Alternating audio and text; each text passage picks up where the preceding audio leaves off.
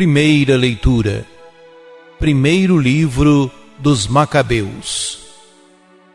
Naqueles dias, o rei Antíoco estava percorrendo as províncias mais altas do seu império, quando ouviu dizer que Elimaida, na Pérsia, era uma cidade célebre por suas riquezas, sua prata e ouro, e que seu templo era fabulosamente rico, contendo véus tecidos de ouro e couraças, e armas ali deixadas por Alexandre, filho de Filipe, rei da Macedônia, que fora o primeiro a reinar entre os gregos. Antíoco marchou para lá e tentou apoderar-se da cidade para saqueá-la, mas não o conseguiu, pois seus habitantes haviam tomado conhecimento do seu plano e levantaram-se em guerra contra ele.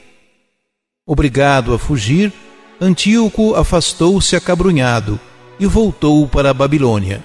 Estava ainda na Pérsia, quando vieram comunicar-lhe a derrota das tropas enviadas contra a Judéia. O próprio Lísias, tendo sido o primeiro a partir de lá, à frente do poderoso exército, tinha sido posto em fuga, e os judeus tinham se reforçado em armas e soldados, graças aos abundantes despojos que tomaram dos exércitos vencidos. Além disso, tinha derrubado a abominação que ele havia construído sobre o altar de Jerusalém. E tinham cercado o templo com altos muros e ainda fortificado Bet-sur, uma das cidades do rei. Ouvindo as notícias, o rei ficou espantado e muito agitado. Caiu de cama e adoeceu de tristeza, pois as coisas não tinham acontecido segundo o que ele esperava. Ficou assim por muitos dias, recaindo sempre de novo numa profunda melancolia, e sentiu que ia morrer. Chamou então todos os amigos e disse: o sono fugiu de meus olhos e meu coração desfalece de angústia. Eu disse a mim mesmo: a que grau de aflição cheguei e em que ondas enormes me debato. Eu, que era tão feliz e amado quando era poderoso. Lembro-me agora das iniquidades que pratiquei em Jerusalém. Apoderei-me de todos os objetos de prata e ouro que lá se encontravam, e mandei exterminar sem motivo os habitantes de Judá. Reconheço que é por causa disso que estas desgraças me atingiram, e com profunda angústia vou morrer em terra estrangeira.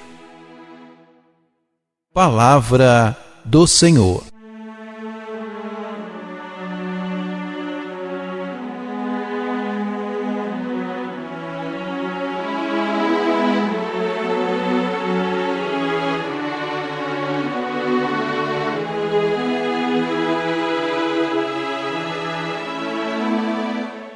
O nosso texto é uma das 3 versões da morte de Antíoco que encontramos nos livros dos Macabeus.